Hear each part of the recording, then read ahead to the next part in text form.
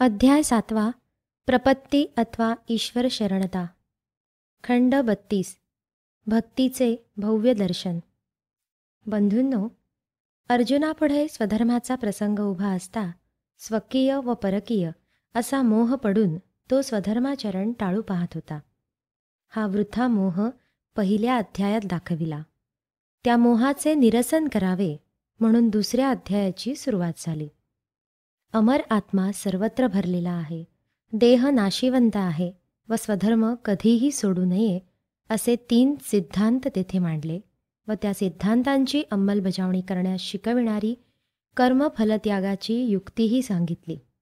या कर्मयोगाचे विवरण करताना त्यातून कर्म, विकर्म, अकर्म या 3 वस्तू उत्पन्न झाल्या. कर्मविकर्माच्या संगमापासून उत्पन्न होणारे 2 प्रकारचे अकर्म 5व्या अध्यायात पाहिले. 6व्या अध्यायापासून भिन्न भिन्न विकर्मे सांगण्याचा आरंभ झाला आहे. 6व्या अध्यायात साधनेला लागणारी एकाग्रता सांगितली. आता आज 7वा अध्याय आहे. या अध्यायात विकर्माचे एक नवीनच भव्य दालन उघडले आहे. सृष्टीदेवीच्या मंदिरात एखाद्या विशाल वनात ज्याप्रमाणे नाना मनोहर देखावे आपण पाहत जातो, तसेच गीता ग्रंथात आहे. 6व्या अध्यायात एकाग्रतेचे दालन पाहिले. आता जरा निराळ्या दालनात शिरूया. दालन उघडण्यापूर्वीच या मोहकारक जगत रचनेचे रहस्य समजावून दिले आहे. एकाच प्रकारच्या कागदावर एकाच कुंचलीने चित्रकार नानाविध चित्रे काढतो. एखादा सतार वाजविणारा 7 सुरातूनच अनेक राग आळवितो.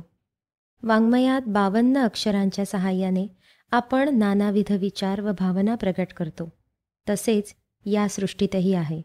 सृष्टीत अनंत वस्तू व अनंत वृत्ती दिसतात, परंतु ही सारी अंतर्बाह्य सृष्टी एकच एक अखंड आत्मा आणि एकच एक अष्टधा प्रकृती या दुहेरी मसाल्यातून निर्माण झाली आहे. क्रोधी माणसाचा क्रोध, प्रेमी माणसाचे प्रेम, दुःखिताचे रडणे, आनंदी माणसाचा आनंद, आळशाचा झोपेकडील कल, उद्योगी माणसाचे कर्मस्फुरण, हे सारे एकाच चैतन्य शक्तीचे खेळ आहेत. या परस्पर विरुद्ध भावांच्या मुळाशी एकच चैतन्य भरून राहिलेले आहे. आतील चैतन्य एकच, त्याप्रमाणे बाह्य आवरणाचेही स्वरूप एकच. चैतन्यमय आत्मा व जड प्रकृती या दुहेरी मसाल्यातून सारी सृष्टी जन्मली आहे, असे आरंभीच भगवान सांगून राहिले आहेत. आत्मा व देह, परा व अपरा प्रकृती सर्वत्र एकच. असे असूनही माणसास मोह का पडावा, भेद का दिसावा? प्रेमी माणसाचा चेहरा गोड वाटतो, दुसऱ्याचा कंटाळवाणा वाटतो. एकाला भेटावे, दुसऱ्याला टाळावे असे का वाटते? एकच पेन्सिल, एकच कागद, एकच चित्रकार, परंतु नाना चित्रांनी नाना भाव उत्पन्न होतात. चित्रकाराची यातच कुशलता आहे. चित्रकाराच्या सतार वाजविणाऱ्याच्या त्या बोटांत अशी कुशलता आहे की ते तुम्हाला रडवतात, हसवतात. त्यांच्या त्या अंगुलीत सारी खुबी आहे. हा जवळ असावा, हा जवळ नसावा, हा माझा, हा परका, असे जे विचार मनात येतात व ज्यामुळे मनुष्य प्रसंगी कर्तव्यही टाळू पाहतो, त्याला कारण मोह आहे. हा मोह टाळावयाचा असेल तर सृष्टी निर्मिणाऱ्याच्या करांगुलीची करामत समजून घेतली पाहिजे. बृहदारण्यक उपनिषदात नगाऱ्याचा दृष्टांत दिला आहे. एकाच नगाऱ्यातून नाना नाद निघतात. काहींनी मी भीतो, काहींनी मी नाचतो. हे सारे भाव जिंकून घ्यावयाचे असतील तर नगारा वाजविणाऱ्याला पकडले पाहिजे. त्याला पकडले की सारे आवाज पकडले. भगवान एका वाक्यात सांगतात, जो मायेस तरू इच्छील त्याने मला शरण यावे. येथ एकची लीला तरले, जे सर्व भावे मज भजले, तया ऐलीची थडी सरले मायाचळ. ही माया म्हणजे काय? माया म्हणजे परमेश्वराची शक्ती, त्याची कला, त्याची कुशलता, प्रकृती व आत्मा, किंवा जैन परिभाषेत म्हणायचे तर जीव व अजीव. या मसाल्यातून ज्याने ही अनंत रंगांची सृष्टी रचली, त्याची जी शक्ती किंवा कला तीच माया. तुरुंगात ज्याप्रमाणे ती एक जिन्सी एकच एक भाकर व ती एकच सर्व रसी डाळ, त्याप्रमाणे एकच अखंड आत्मा व एकच अष्टधा शरीर. यातून परमेश्वर नाना जिन्सा करून राहिला आहे. या जिन्सा पाहून नाना विरोधी बरेवाईट भाव आपण अनुभवतो. यांच्या पलीकडे जाऊन खरी शांती आपण अनुभवावयाची असेल तर या जिन्सा निर्माण करणाऱ्याला पकडले पाहिजे, त्याची ओळख करून घेतली पाहिजे. ती ओळख होईल तरच भेदजनक आसक्तिजनक मोह टाळता येईल. तो परमेश्वर समजून घेण्याचे एक महान साधन, एक थोर विकर्म सांगण्यासाठी या 7व्या अध्यायात भक्तीचे भव्य दालन उघडले आहे. चित्तशुद्धीसाठी यज्ञ, दान, जप, तप, ध्यानधारणा इत्यादी अनेक विकर्मे सांगितली जातात. या साधनांना मी सोडा, साबू, रिठे यांची उपमा देईन. परंतु भक्ती म्हणजे पाणी आहे. सोडा, साबू, रिठे स्वच्छता देतात, परंतु पाण्याशिवाय त्यांचे चालणार नाही. पाणी नसले तर त्यांचे काय करायचे? परंतु सोडा, साबू, रिठे नसले तरीही नुसते पाणी निर्मळत्व देऊ शकते. त्या पाण्याच्या जोडीला ते आले तर अधिकस्य अधिकम फलम असे होईल. दुधात साखर पडली म्हणू. यज्ञ, याग, ध्यान, तप या सर्वांत जिव्हाळा नसेल तर चित्तशुद्धी कशी होणार? जिव्हाळा म्हणजेच भक्ती. भक्तीची सर्व उपायांना गरज आहे. भक्ती हा सार्वभौम उपाय आहे. सेवेचे शास्त्र शिकलेला, उपचारांची नीट माहिती असलेलाच मनुष्य रोग्याचे शुश्रूषेस जावा. परंतु त्याच्या मनात जर कळकळ नसेल तर खरी सेवा होईल का? बैल चांगला धष्टपुष्ट आहे, परंतु त्याला गाडी ओढावयाची इच्छाच नसेल तर तो अडून बसेल, खड्ड्यातही गाडी घालील. जिव्हाळ्याशिवाय केलेल्या कर्माने तुष्टीपुष्टी नाही. खंड 33. भक्तीने विशुद्ध आनंदाचा लाभ. ही भक्ती असेल तर त्या महान चित्रकाराची कला पाहावयास सापडेल. त्याच्या हातातील ते कलम पाहावयास मिळेल. तो उगमाचा झरा व तेथील अपूर्व गोडी एकदा चाखली म्हणजे बाकीचे सारे रस तुच्छ व निरस वाटतील. खरे केळे ज्याने खाल्ले तो लाकडाचे रंगीत केळे क्षणभर हातात घेईल, सुंदर आहे म्हणेल, पण ठेवून देईल. खरे केळे चाखल्यामुळे लाकडी केळ्याविषयी त्याला फारसा उत्साह राहत नाही. त्याप्रमाणेच मूळच्या झऱ्याची ज्याने गोडी घेतली तो बाहेरच्या गुळखोबऱ्याने मिटक्या मारणार नाही. एका तत्त्वज्ञानाला लोक म्हणाले, चला महाराज, शहरात आज मोठी आरास आहे. तो तत्त्वज्ञानी म्हणाला, आरास म्हणजे काय?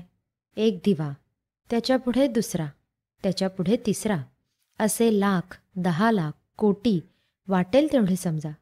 समजली मला आरास. गणित श्रेणीत 1 + 2 + 3 याप्रमाणे अनंतापर्यंत असते. संख्यांमध्ये ठेवावयाचे अंतर कळले म्हणजे सर्व संख्या मांडण्याची गरज नाही. तसे ते दिवे एकापुढे एक ठेवले त्यात एवढे गढून जाण्यासारखे काय आहे? पण मनुष्याला असले आनंद आवडतात. तो लिंबू आणील, साखर आणील, पाण्यात मिसळील व मिटकी मारून म्हणेल, काय छान झाले सरबत. जिभेला चाखण्याशिवाय धंदा नाही. हे त्यात मिसळ, ते त्यात मिसळ, असल्या मिसळी खाण्यातच सारे सुख. मी लहानपणी एकदा सिनेमा पाहावयास गेलो होतो. जाताना बरोबर तरट नेले होते. झोप आली तर त्यावर जावे हा हेतू. ती पडद्यावरची डोळे दिपविणारी आग मी पाहू लागलो. 2-4 मिनिटे ती आगीची चित्रे पाहून डोळा थकून गेला. मी तरटावर निजलो व सांगितले, संपले की उठवा.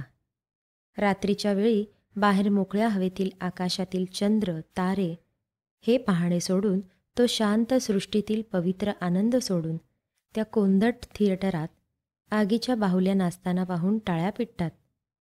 मला ते काही समजेना. मनुष्य इतका निरानंद कसा? त्या निर्जीव बाहुल्या पाहून शेवटी क्षणभर बिचारा आनंद मिळवितो.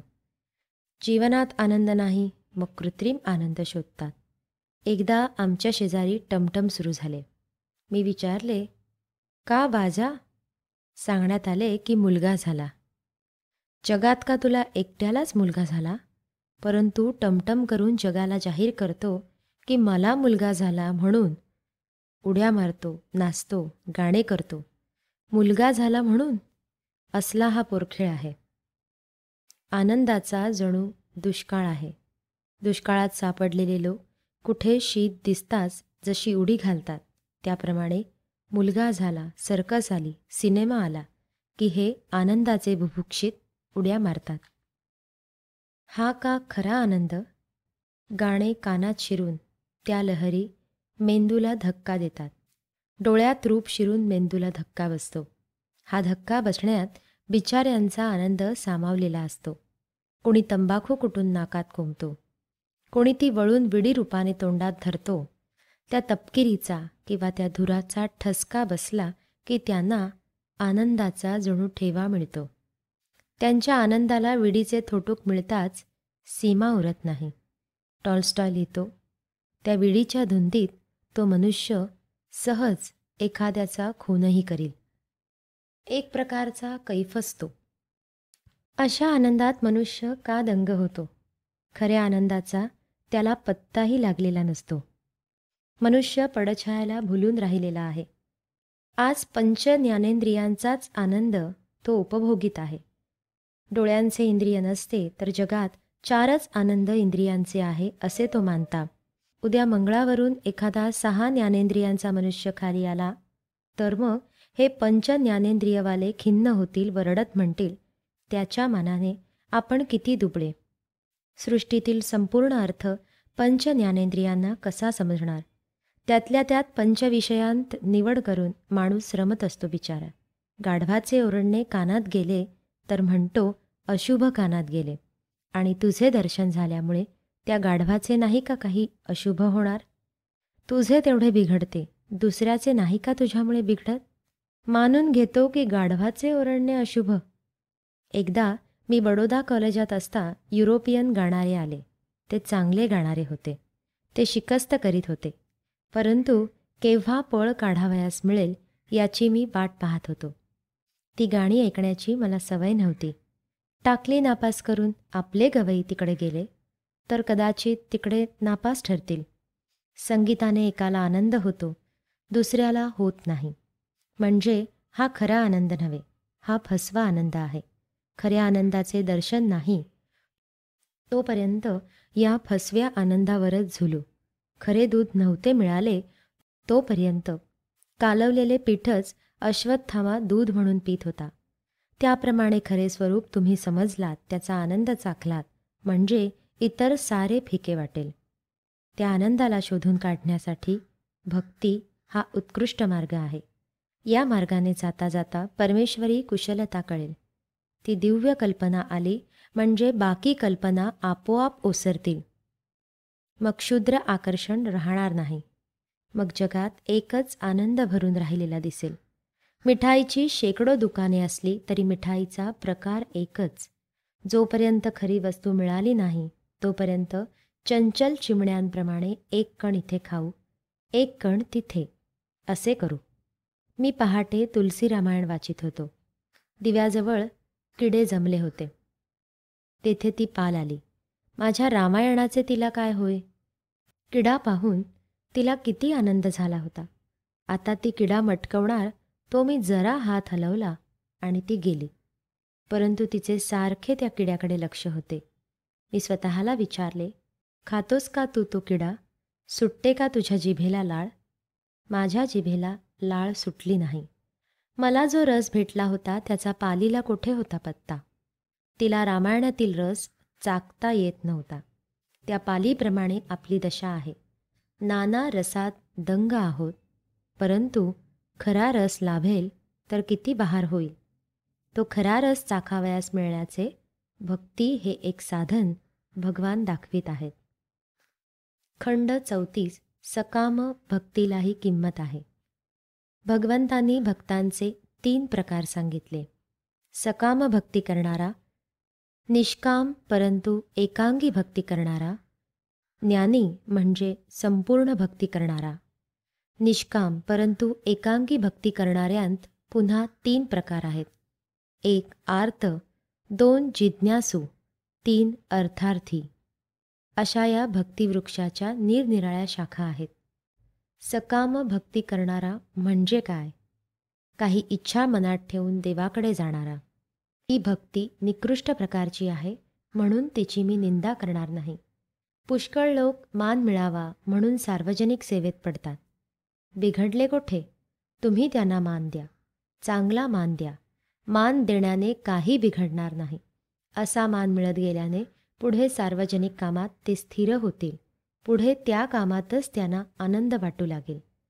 मान मिळावा असे वाटते याचा अर्थ काय? याचा अर्थ हा की आपण जे काम करतो ते उत्तम आहे अशी मान मिळाल्यामुळे खात्री पटते. ज्याच्याजवळ आपली सेवा चांगली की वाईट हे समजण्यास आंतरिक साधन नाही, तो या बाह्य साधनावर विसंबून राहतो. आईने मुलाला शाब्बासकी दिली की त्याला आईचे आणखी काम करावेसे वाटते. सकाम भक्तीचे असेच आहे. सकाम भक्त सरळ देवाकडे जाऊन म्हणेल, दे.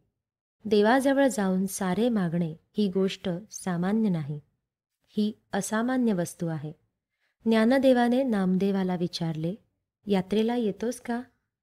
नामदेवाने म्हटले, यात्रा कशाला? ज्ञानदेव म्हणाले, साधूसंतांच्या भेटीगाठी होतील. नामदेव म्हणाला, देवाला विचारून येतो. नामदेव देवळात जाऊन देवासमोर उभा राहिला. त्याच्या डोळ्यातून अश्रू गळू लागले. देवाच्या त्या समचरणांकडे तो पाहत राहिला. शेवटी रडत रडत त्याने विचारले, देवा, जाऊ का मी? ज्ञानदेव जवळच होते. या नामदेवाला का तुम्ही वेडा म्हणाल? बायको घरी नाही म्हणून रडणारे पुष्कळ आहेत, परंतु देवाजवळ रडणारा भक्त सकाम असला तरी तो असामान्य आहे. जी वस्तू खरोखर मागावयाची ती तो मागत नाही, हे त्याचे अज्ञान होय. म्हणून त्याची सकाम भक्ती त्याज्य ठरत नाही. बायका सकाळी उठून नाना व्रते करतात, काडवातीने ओवाळतात, तुळशीला प्रदक्षिणा घालतात. कशासाठी? तर देवाने मेल्यावर कृपा करावी म्हणून. त्यांच्या मनाच्या त्या वेड्या समजुती असतील, परंतु त्यासाठी त्या व्रतवैकल्ये उपास-तापास करतात. अशा व्रतशील घराण्यात थोर पुरुष जन्मतात. तुलसीदासांच्या कुळात रामतीर्थ जन्मले. रामतीर्थ फारसी भाषेचे ज्ञाते. कोणी म्हटलं, तुलसीदासांच्या कुळातील आणि तुम्हा संस्कृत येऊ नये. रामतीर्थांच्या मनावर याचा परिणाम झाला. कुलस्मृतीत एवढे सामर्थ्य होते. पुढे रामतीर्थांनी त्या स्मृतीने संस्कृतचा अभ्यास केला. बायका जी भक्ती करतात तिची चेष्टा करू नये. भक्तीचे असे कण कण जेथे साठतात तेथे तेजस्वी संतती उत्पन्न होते. म्हणून भगवान म्हणतात, माझा भक्त सकाम असला तरी मी त्याची भक्ती दृढ करेन. त्याच्या मनात घोटाळे उत्पन्न करणार नाही. माझा रोग बरा कर देवा असे तो कळवळून म्हणेल, तर त्याची आरोग्याची भावना राखून मी त्याचा रोग बरा करीन. कोणत्याही निमित्ताने तो माझ्याकडे आला तरी मी त्याच्या पाठीवर हात फिरवून त्याचे कौतुकच करीन. ध्रुवाची गोष्ट पहा. बापाच्या मांडीवर जागा मिळाली नाही म्हणून त्याच्या आईने देवाजवळ माग असे त्याला सांगितले. तो उपासना करू लागला. देवाने त्याला अढळ पदावर बसविले. मन निष्काम जरी नसले तरी काय झाले? मनुष्य कोणाकडे जातो, कोणाजवळ मागतो हे महत्त्वाचे आहे. जगापुढे तोंड न विंगाडता देवाला आळविण्याची वृत्ती महत्त्वाची आहे. जगापुढे तोंड न वेंगाडता देवाला आळविण्याची वृत्ती महत्त्वाची आहे. कोणत्याही निमित्ताने भक्तीच्या मंदिरात एकदा पाय ठेवा म्हणजे झाले. प्रथम कामनेने आलात तरी पुढे निष्काम व्हाल. प्रदर्शन मांडलेले असते व चालक म्हणतात, अहो येऊन तर पहा, कशी छान खादी निघू लागली आहे ती. पहा निरनिराळे नमुने. मनुष्य जातो, त्याच्या मनावर परिणाम होतो. तसेच भक्तीचे. भक्तीच्या मंदिरात एकदा या म्हणजे तेथील सौंदर्य व सामर्थ्य समजेल. धर्मराजाबरोबर स्वर्गात जाताना शेवटी कुत्राच राहिला. भीम, अर्जुन सारे वाटेत गळून पडले. स्वर्गदाराजवळ धर्माला सांगण्यात आले, तुला प्रवेश आहे, परंतु कुत्र्याला मज्जाव आहे. धर्म म्हणाला, माझ्या कुत्र्याचा प्रवेश होत नसेल तर माझाही होणार नाही. अनन्य सेवा करणारा कुत्रा का असेना, तो इतर मी म्हणणाऱ्यांपेक्षा श्रेष्ठ आहे. तो कुत्रा भीमार्जुनांपेक्षा श्रेष्ठ ठरला. देवाकडे जाणारा किडा का असेना, तो परमेश्वराकडे न जाणाऱ्या मोठमोठ्यांहून थोर आहे. देवळामध्ये कासव बसविलेले असते, नंदी असतो, परंतु त्या नंदी बैलाला सारे नमस्कार करतात. तो सामान्य बैल नाही, तो देवासमोरचा आहे. बैल असला तरी देवाचा आहे हे विसरता येणार नाही. मोठ्या अक्कलवंतांपेक्षा तो श्रेष्ठ आहे. देवाचे स्मरण करणारा बावळा जीव विश्ववंद्य ठरतो. एकदा मी रेल्वेने जात होतो. यमुनेच्या पुलावर गाडी आली.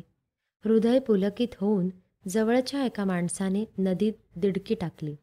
शेजारी एक चिकित्सक गृहस्थ होते. ते म्हणाले, आधीच देश दरिद्री, हे लोक असे पैसे व्यर्थ दवडतात. मी त्यांना म्हटले, तुम्ही त्या माणसाचा हेतू नाही ओळखला. ज्या भावनेने त्या 2 दिडक्या त्याने फेकल्या, त्या भावनेची किंमत 2-4 पैसे होईल की नाही. ते पैसे इतर सत्कार्यास दिले असते तर जास्त चांगले दान झाले असते. ते सारे मागून पाहू. परंतु ही नदी म्हणजे ईश्वराची जणू करुणा होऊन राहिली आहे. असे मनात येऊन त्या भाविकाच्या मनात काही भावना उत्पन्न होऊन त्याने त्याग केला. या भावनेला तुमच्या अर्थशास्त्रात काही स्थान आहे का? देशातील एक नदी पाहून त्याचे अंतःकरण द्रवले. ही भावना तुम्हास समजेल तर मग मी तुमच्या देशभक्तीची पारख करीन. देशभक्ती म्हणजे का भाकर? देशातील महान नदी पाहून सारी संपत्ती तिच्यात बुडवू दे, तिच्या चरणी अर्पू दे, असे मनात येणे ही केवढी देशभक्ती. तो सारा पैसा, ते पांढरे तांबडे पिवळे दगड, ती किड्यांच्या विष्ठेपासून झालेली मोती पवळी, त्या सर्वांची पाण्यात बुडविण्याइतकीच किंमत आहे. परमेश्वराच्या पायांपुढे ही सारी धूळ तुच्छ माना. तुम्ही म्हणाल, नदीचा व परमेश्वराच्या पायाचा काय संबंध? तुमच्या सृष्टीत देवाचा संबंध आहे का कोठे? नदी म्हणजे ऑक्सिजन व हायड्रोजन. सूर्य म्हणजे किटसन बत्तीचा एक मोठा प्रकार. त्याला काय नमस्कार करावयाचा? नमस्कार फक्त तुमच्या भाकरीला. मग त्या भाकरीत तरी काय आहे? ती भाकर म्हणजे एक पांढरी मातीच. तिच्यासाठी का मिटक्या मारता? एवढा सूर्य उगवला अशी ही सुंदर नदी दिसली. तेथे परमेश्वरी अनुभव नाही यावयाचा तर कोठे यावयाचा? तो इंग्रज कवी वर्ड्सवर्थ रडत म्हणतो, पूर्वी मी इंद्रधनुष्य बघे तेव्हा नाचे, कुदे माझे हृदय उचंबळे. आज का बरे नाचत नाही? पूर्वीची जीवनातील माधुरी गमावून मी का दगड बनलो? सारांश, सकाम भक्ती किंवा अडाणी मनुष्याच्या भावना यांचेही महत्त्व फार मोठे आहे. परिणामी त्यातून महान सामर्थ्य निघते. जीव कोणताही व केवढाही असो, तो परमेश्वराच्या दरबारात एकदा आला म्हणजे मान्य झाला. अग्नीत कोणतेही लाकूड टाका, ते पेट घेणार. परमेश्वराची भक्ती ही अपूर्व साधना आहे. सकाम भक्तीचेही परमेश्वर कौतुक करील. पुढे ती भक्ती निष्काम होऊन पूर्णतेकडे जाईल. खंड 35 निष्काम भक्तीचे प्रकार आणि पूर्णता.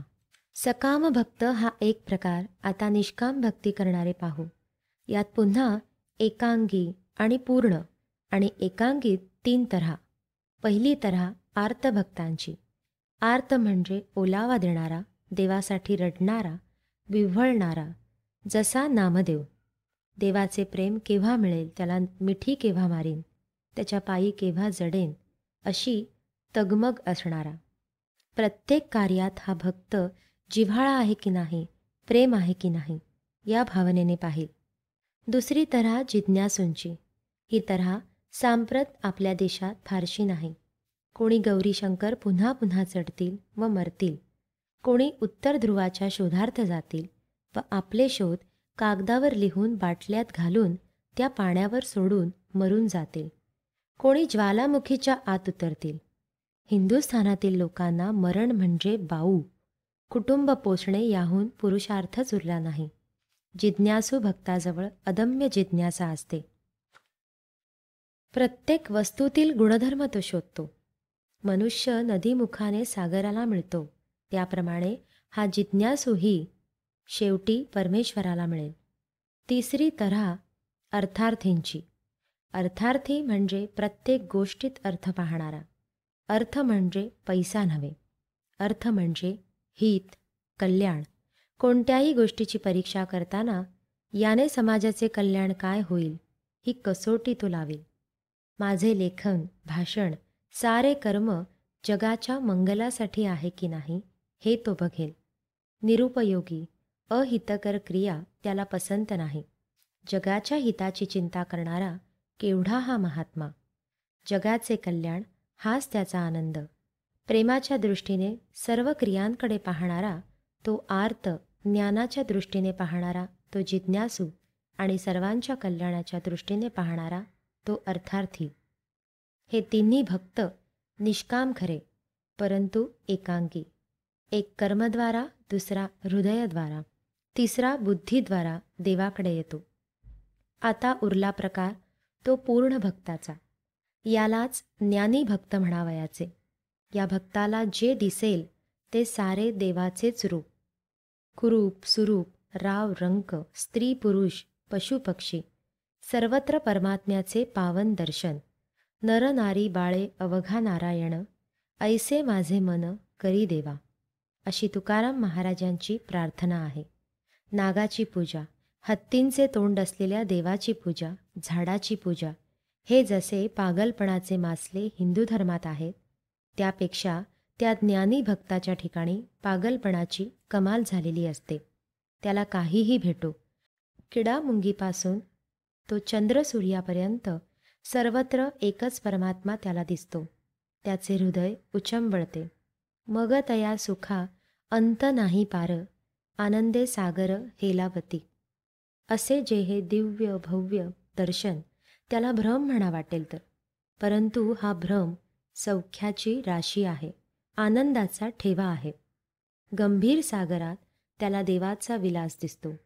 गायीत त्याला देवाची वत्सलता दिसते. पृथ्वीत त्याची क्षमता दिसते. निरभ्र आकाशात त्याची निर्मळता दिसते.